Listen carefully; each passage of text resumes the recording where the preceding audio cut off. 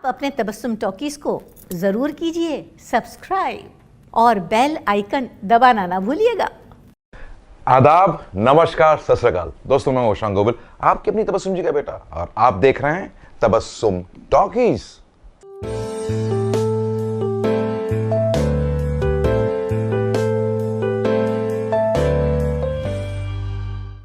साहब, police station तो इधर है।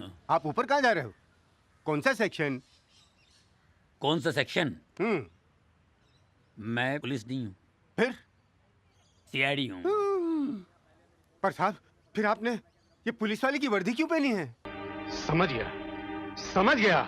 वो हराम का पानी में चक्करा दे देखो, बंबई के इस किनारे से उस किनारे तक छोड़ को बोला उतरो, दुबई आ गया।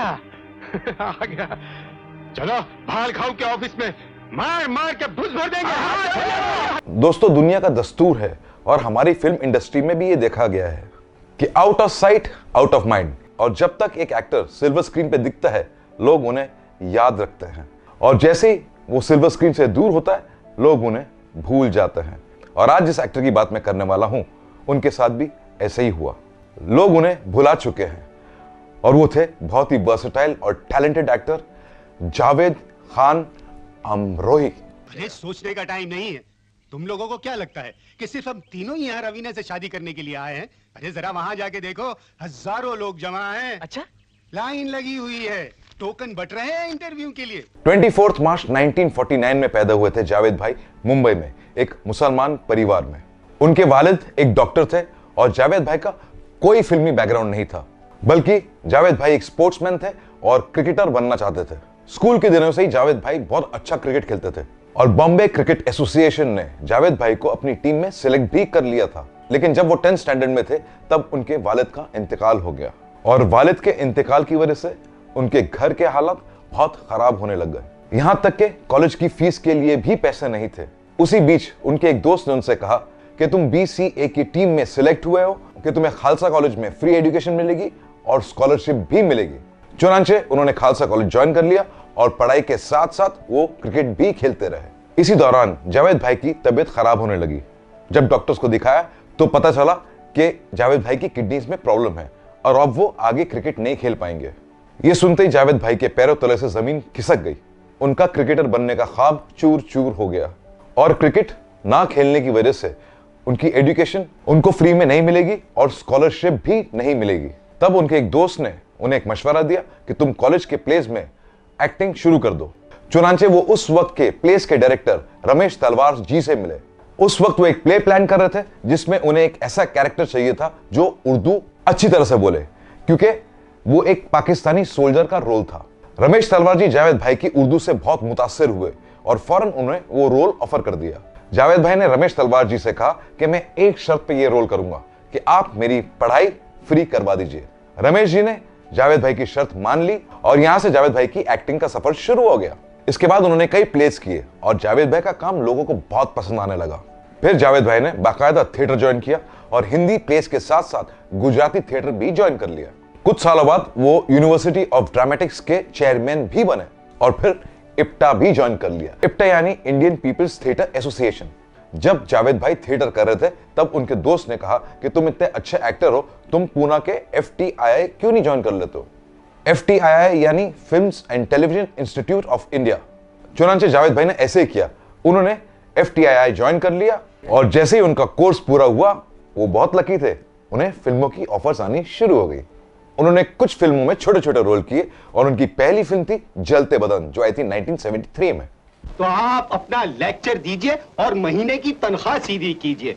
आपको कौन रोकता है मेरी सरकार। इस फिल्म के बाद उन्होंने कुछ और फिल्मों में छोटे छोटे रोल किए, जैसे अली बाबा मर्जीना, दूसरा आदमी और सत्यम शिवम सुंदरम। लेकिन जावेद भाई को असली शोहरत मिली 1979 में, जब मशहूर producer, director, writer Yash Chopra ने उनका एक प्ले देखा और अपनी फिल्म के लिए साइन कर लिया। फिल्म का नाम था नूरी, जो आई थी 1979 में। फिल्म के हीरो थे फारूक शेख, हीरोइन थी पूनम ढिल्लन, और इस फिल्म में जावेद भाई का एक जबरदस्त नेगेटिव रोल था। अखड़ेगा क्यों नहीं खान, क्या मक्खन जैसी लौंडिया है हराम। एक लौंडिया ना उठा लाया तो मेरा नाम भी बशीर खान है। खान, ये गजब मत करना, गरम खाने से मुंह जल जाता है कि वो लाला का यार है, कहीं देने के देने ना पड़ जाए। ये फिल्म सुपर डुपर हिट हो गई और इसके बाद जावेद भाई ने कई फिल्मों में काम किया, जैसे वो 7 दिन, नरम गरम, राम तेरी गंगा मैली, आशिकी, सड़क, चक दे इंडिया और अंदाज अपना अपना के आनंद अकेला को कौन भुला सकता है। अरे अरे अरे, तुम लोग लड़ क्यों रहे हो? हाँ, रेस के मैदान में तुम अकेले हो, मैं तो मैदान कब का छोड़ चुका हूँ। अबे चुप, तू मैदान में था ही कब? हाँ? अरे कहाँ मैं और कहाँ तुम दोनों? हाँ, अरे मैं था, बिल्कुल था, मगर इस आशिक की हालत को देखकर मैं आशिक ही भूल गया। मैं आनंद अकेला ही ठीक हूँ, लेकिन मैं हमेशा आपकी मदद करूंगा, मरते दम तक करूंगा। दोस्तों, जावेद भाई ने लगभग 150 फिल्मों में काम किया। वो कहते थे कि film Lagaan, once upon a time in India, मेरे दिल के बहुत करीब है, क्योंकि इस फिल्म को ऑस्कर्स के लिए चुना गया था और मेरा बहुत अच्छा रोल था राम सिंह का। ये फिल्म आई थी 2001 में। अगर रसल साहब को पता चल गया तो रसल साहब will get angry. Ram Singh, can I trust you? Of course, Mim साहब।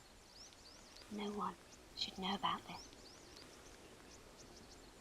All right, Mim साहब, किसी को पता नहीं चलेगा। दोस्तों, जावेद भाई ने अपने फिल्मी करियर में सब बड़े बड़े हीरोज के साथ काम किया, जैसे अक्षय कुमार, शाहरुख खान, सलमान खान, आमिर खान और अमिताभ बच्चन। हम तो बिल्कुल सच कह रहे हैं सर, हम तो अर्जुन सिंह जी की हाँ में हाँ मिलाते थे, ना निकलने पर थप्पड़ मारते थे और प्यारे जी हमेशा इन्हीं का साथ देते थे। सर ये झूठ बोल रहे हैं, लेकिन पता नहीं क्यों झूठ बोल रहे हैं। अर्जुन जी बड़ी लंबी लंबी गप्पे हाँकते हैं। मैं हाँकता था? तुम चुप करो। हाँ तुम हाँको। डंडे के जोर पर हमसे हाँ कहलवाते थे और कहते थे कि डाकू मोहर सिंह को इन्होंने पकड़ा है, और कहते थे कि ना निकले। दोस्तों, जावेद भाई ने फिल्मों के साथ साथ कई बड़े बड़े टेलीविजन सीरियल्स में भी काम किया था, जैसे ये जो है जिंदगी, मिर्जा गालिब, घर जमाई और नुक्कड़ के करीम भाई को कौन भुला सकता है।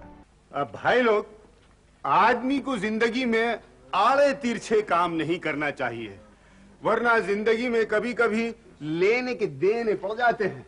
अबे ओ हजाम की दुम नहीं, सिर्फ हजाम। देख, ये उस्तरा फिराने वाला काम नहीं है। दोस्तों, जावेद भाई ने अपने करियर में बहुत मेहनत की। वो कहते थे कि मेहनत कभी बेकार नहीं जाती। काम में 1% इंस्पिरेशन होती है और 99% पर्सपिरेशन होता है, तभी इंसान कामयाब होता है। दोस्तों, जावेद भाई ने 4 डेकेड्स तक काम किया और बहुत मेहनत से काम किया, यह सोचकर कि कभी ना कभी उन्हें कोई ना कोई अच्छा बड़ा रोल मिलेगा। लेकिन अफसोस ऐसा नहीं हुआ, इसलिए वो मायूस होकर उन्होंने फिल्म लाइन छोड़ दी और उनकी आखिरी फिल्म थी सड़क 2, जो आई थी 2020 में। फिल्म लाइन छोड़ने के बाद जावेद भाई ने एक्टिंग सिखानी शुरू कर दी यंग एक्टर्स को। वक्त बीतता गया और बढ़ती उम्र के साथ साथ उनकी सेहत खराब होने लगी, उन्हें रेस्पिरेटरी प्रॉब्लम होने लगी और 14 फरवरी 2023 वो भयानक दिन था जब जावेद भाई इस दुनिया को छोड़ के चले गए। कहते हैं ना कि चढ़ते सूरज को सब सलाम करते हैं। दोस्तों, आपको ये सुनकर हैरत होगी कि उनके फ्यूनरल में फिल्म इंडस्ट्री के गिने चुने लोग थे। दोस्तों, हम आपको ये बताएं कि मशहूर कैरेक्टर एक्टर अवतार गिल जी जावेद भाई के बहुत अजीज दोस्त थे, नुक्कड़ के जमाने के। वो कहते हैं कि जावेद भाई जितने अच्छे एक्टर थे उतने ही अच्छे एक इंसान भी थे। वो अपना काम बहुत मेहनत और लगन के साथ करते थे। अवतार जी ने यह भी बताया कि उनके 2 बच्चे हैं, एक बेटा एक बेटी। बेटे का नाम है साकिब और बेटी का नाम है जोया, और वो दोनों फिल्म इंडस्ट्री से कनेक्टेड नहीं है। दोस्तों, जावेद भाई ने फिल्मों में अपना काम बहुत ईमानदारी से किया, लेकिन उन्हें फिल्म इंडस्ट्री में वो मकाम नहीं मिला जो मिलना चाहिए था। तो दोस्तों, ऐसी बातें भी मैं आपको बताता रहूंगा। आप देखते रहिए तबस्सुम टॉकीज, करते रहिए लाइक, शेयर और सब्सक्राइब।